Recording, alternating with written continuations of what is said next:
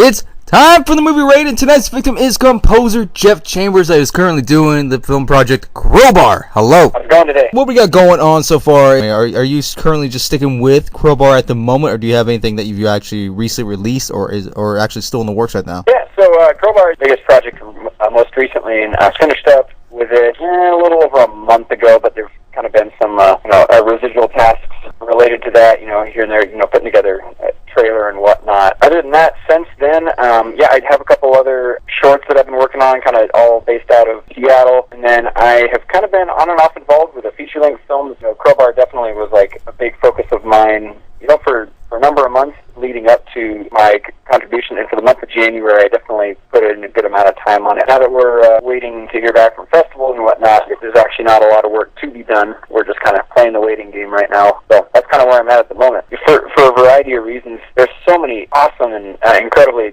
talented people who worked on it. It definitely made me want to put my absolute best foot forward. As far as length goes, it's about a 25, 28-minute film, and that actually was the longest film that I had scored so far, and so, yeah. And it seems like when it comes to a point of interest, like in terms of other projects, it seems like composers or even actors, it seems like they put more of their effort into certain films that they really want to actually try out for, rather than just putting their best foot forward in general. Yeah, I like to think whatever project I've been handed, I'm gonna try really hard, and I do, of course. I'm not the kind of guy who's gonna mail it in on a project if it doesn't interest me. With Crowbar, sent me the script for it the first time around, back in July of 2018. I finished reading the script, and I emailed her right away and said, "Hey, I'm in. This is incredible. This is cool." It was one of those ones where as soon as you read it, you knew it was going to be special. You knew it was going to go places. It definitely, I was motivated from day one to do an excellent job on this. And then as it kind of unfolded, I started to see all the other incredibly talented people from the Seattle area who are going to be involved, and it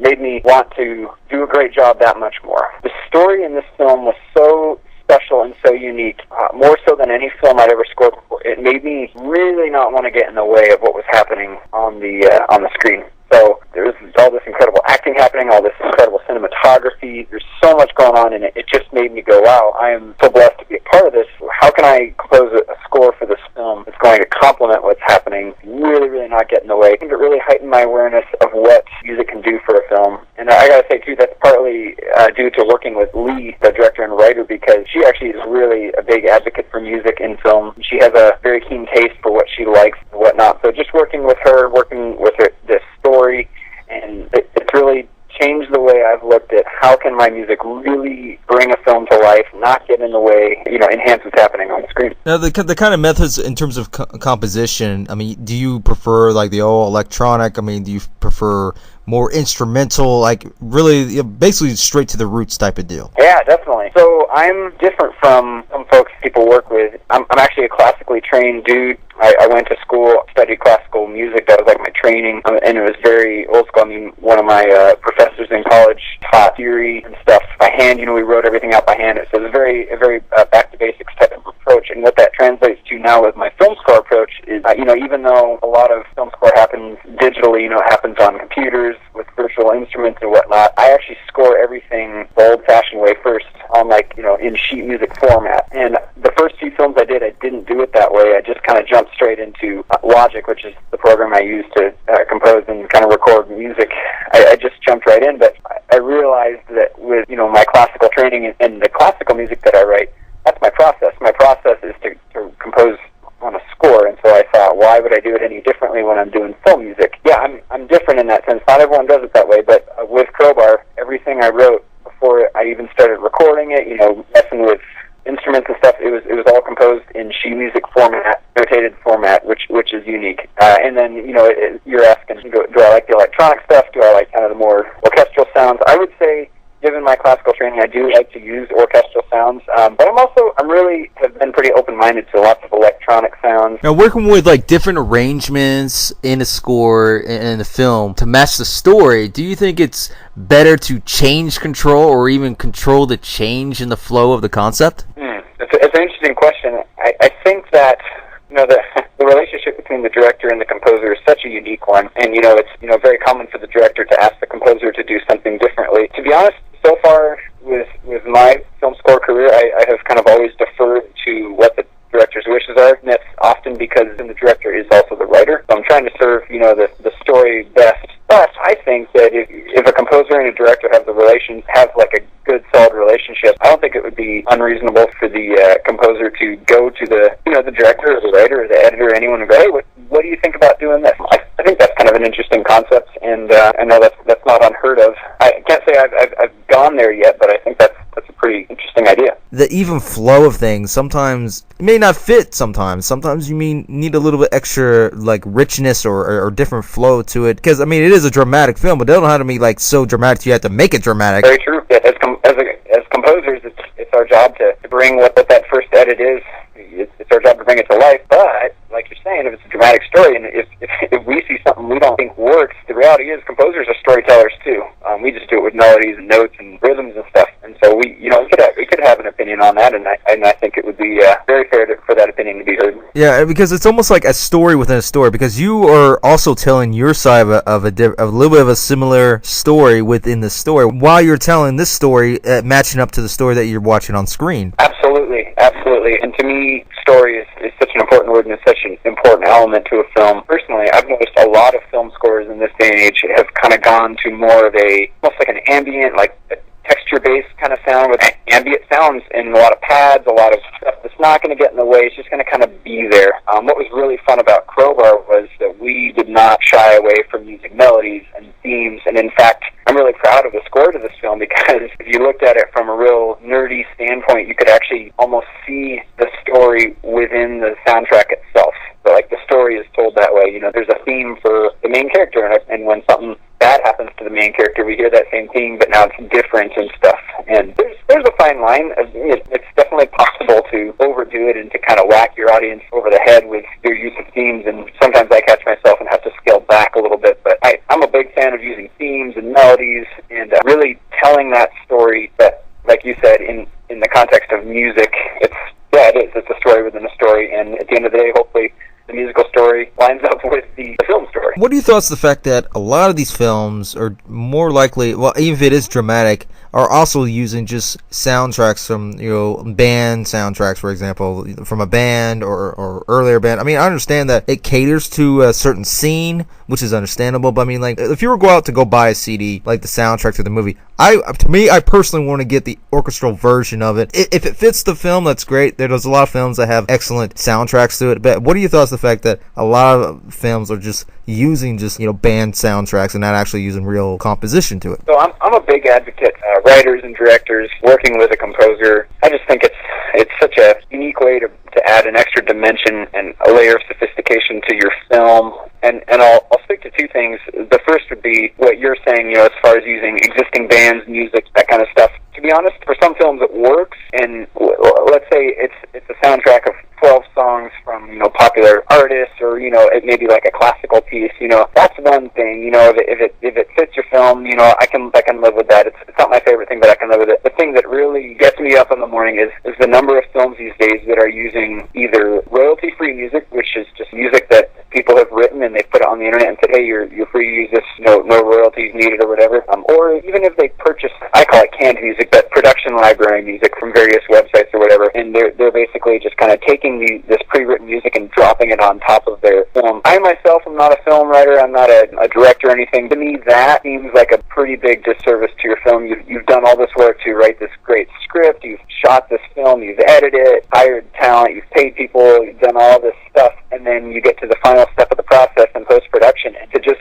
take an existing track and drop it on top of your film and kind of hope it works, to me, just kind of seems a little bit like a Hail Mary, and I personally think it's a disservice to a lot of films. Like I said, sometimes it works, and that's cool if it does, but I'm a big advocate for go out, hire a composer, get to know that composer, work with them, let them interpret your story, and then have conversations about it, tell them what you think should happen musically, go back and forth. It's this whole extra layer to your film that I think so many directors and writers are missing out on. And, it's the time we live in. Unfortunately, there's a lot of free music available out there. There's a lot of free written music that sounds great that you can buy and drop it on top of your film, and it sounds legit. But at the end of the day, I think you have to ask yourself, is this music, is this the perfect music to tell my story? And I have a hard time believing that buying something or using something pre-written can do that. To me, it takes away from the artist of the composer, because you're not showcasing your own art of what you can do, like a sculpture. This is like, to me, it's like almost like a paint by numbers, except with music. Yeah, that's a good comparison. It is, absolutely. At the end of the day, it's your story, and if that's how you want to represent it, I guess to each their own. But boy, I wouldn't want to drop something on there. That's just not how I want to do it. I circle back to Crowbar. This is a film that honestly made use of both worlds in all the right ways, in my opinion. We had 2 scenes and then credit music that we actually used local artist music, which was really cool. And it's like we've been talking about here, existing tracks. And for example, one of the scenes took place in a bar, and we needed music that sounded like it was here in a bar. And rather than having me compose a new track of music that was going to be in the background, kind of creating this environment in the bar, we actually had some music from local artists that we were able to use, and it was cool because we got to use someone else's music and get that in there, and it just kind of added another layer. And that's something that maybe people don't realize they're allowed to do. You can use a couple tracks, band tracks, like you're saying. You can use those in your film in addition to doing underscore and whatnot for the rest of the film. You can do a combination of the two, and it can work really well. Oh, it certainly can. It certainly can. Once you mix them up, I mean, you get a good combination. Boom, you got yourself a decent mix track there for the scene or for the tone of the movie itself, and that's really cool. And when you're working with projects, especially if you're local and you've been local for X amount of years, how does the business for you working within just this one state? I mean, does it work out with you with other states as in terms of getting your art out there? Like, is most of my work exclusive to Seattle, or do I branch out? Is that kind of what you're saying? Does it help you out in terms of branching out, or is it better for you locally? Right, yeah. The obvious advantage to working locally is the ability to meet up with people in person. There's nothing like being in the same room as someone you're collaborating with. On this project, after I sent out the first draft of music, Lee came to my home studio, and we worked on the soundtrack for like 14 hours one day. We just sat down in the same room and hashed it out, and you just can't beat that. There's nothing like being in the same room with people. However, I do work outside of the Seattle area for sure, and obviously a common one for really anyone in the film industry would be work in LA. I have noticed that a lot of the work in LA does tend to stay in LA a little bit. That's kind of been my experience so far, but obviously, it is possible. For me, establishing a name for myself in Seattle, which is, a decently, credible film community out here, to be able to establish a name for myself out here has carried weight in picking up projects in other cities, I've noticed. So that's been pretty cool. Yeah, and like that, you get a lot of respect, you get a lot of work within the area. I mean, it doesn't matter, even if it's like low budget, like even if you're not making a tremendous amount of money, I mean, you can still hold your own in local area if they recognize you enough to even invest in your work as well as the film that you're involved with. As long as you have a local scene, that's the important part. Someone gave me the advice once. They said you can't go fishing if you're not at the lake, which was, I think, really good advice. So, I think anyone who's wanting to do work in the film industry, as long as the area you're in has some kind of a scene, and that scene is something that you're happy being around and happy trying to work your way up in, then yeah, absolutely. Get that local work, get out there and make those connections and stuff, and see what happens. For sure. Yeah, many people just go straight for the LA, the Hollywood type of scene. I mean, they go for the big automatically, but honestly, I think if you start out local and you start establishing your own base itself with your work, you can accomplish something much more different and probably even bigger than just Hollywood itself. And then if you go to Hollywood and stuff, and then here's your resume. This is what you've done over the last, let's say, 5 to 8 to 10 years, and boom, you get yourself a directorial feature itself. I would rather make a bunch of mistakes in a smaller market than LA, and then end up going to LA after having ironed out a lot of those mistakes, as opposed to going straight to LA, making a bunch of mistakes, and ruining my reputation right away. I think it's smart to build your resume, and I think LA is really cool, and I have a lot of friends that have gone down there and dove into that head first. But I also have known people who've gone there before they're ready, and that's like an unfortunate thing, because you only have one reputation in it, and if you try to go to the biggest film market in the world before you're ready, that city has a way of chewing up and spitting people out. Yeah, it doesn't matter how well we've got on technology and stuff in terms of marketing, in terms of all this. I mean, some of the old habits can still bite you, man. It doesn't matter how well adjusted you are. I think even the seasoned veterans out there in the industry come up short on projects. It just happens. It's a crazy field that we all work in. People sometimes ask me, hey, how have you gotten to where you are right now? Like, what's that process been been like. And to be honest, a lot of it has just been a ton of trial and error. Of course, I went to school and I studied and worked hard at learning the craft and everything. But at the end of the day, it's like taken on a lot of projects, and some of them have gone well, and some of them have gone very poorly. And I've taken my lumps. I've learned a lot. Learned about what not to do. I've worked with great people. I've worked with people that I probably won't work with again. All those various experiences and stuff really shape who you are and shape what your career is going to be. There's not a lot of ways to learn it other than to just get out there and do it and realize you're going to try and fail a little bit. If you're diligent and have thick skin, you can pick yourself back up and move on to the next project and stuff. This Crowbar film was a huge encouragement for me, just to have the honor of working with so many talented people and awesome folks, to see the end product, and just so proud and honored to be able to have my music in this film at the end of it. That was a really cool feeling, but seeing it for the first time at the very first screening we did, that was really cool. Oh, definitely, man, because when you've reached that point, I consider that as a big milestone. It may be a small one, but when you see your work that someone else is presenting, you've accomplished something. That's like probably step 1, maybe step 2, maybe step 5, but the bottom line is your art is getting out there. People are going to get out there. Now you just got to ship it out to the world, and then everybody will finally appreciate what you've been doing, not just hide it in just some, in your basement somewhere.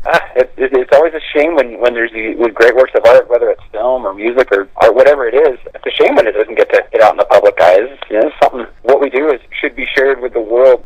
Absolutely. Well, go ahead and plug in anything that you would like to further promote. I mean, if you want to discuss a little bit more about Crowbar, any release dates and so forth. Yeah, so I'll definitely give a shout out for Crowbar. We've had such awesome support from folks, chipping in financially to help get the film submitted to quite a few festivals all around the world.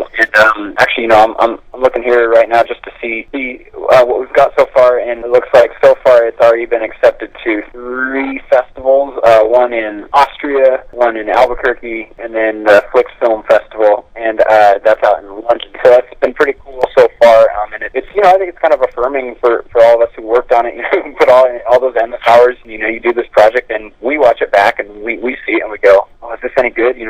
Well, we think it's good, but the common eye think it's good. So it's encouraging to have people picking our film to be a part of their festival. It reassures us, like, okay, we have something here that's special, and it's good enough to get into these festivals. That's pretty cool. Check out the film. That has the website at crowbarthefilm.com, and you can check out the trailer. You can kind of read about kind of what the film's about. You can see who's in it as far as the cast and whatnot. And this has been a really special project. I'm really excited about it. I'm really honored to be a part of it. My congrats to Lee Ryan Costin for writing and directing this thing and getting it out there. She worked hard, and it's cool to see all this hard work from so many people pay off. And when I look at the crew and the cast of this film, I see so many names on there where, honestly, when you look at their work and you look at their resumes and their reels and stuff, I'm seeing a lot of people on here where I'm going, wow, in 10 years we're going to be reading about this person going and doing something cool. This film seemed to bring together some of the cream of the crop in the city of Seattle for this very special project, very special story. And I really do think that we're going to be reading about some of these folks 10 years from now doing great things, whether it's here or off somewhere else. It's been a really special project to be a part of. And there you have it, everybody. That is composer Jeff Chambers.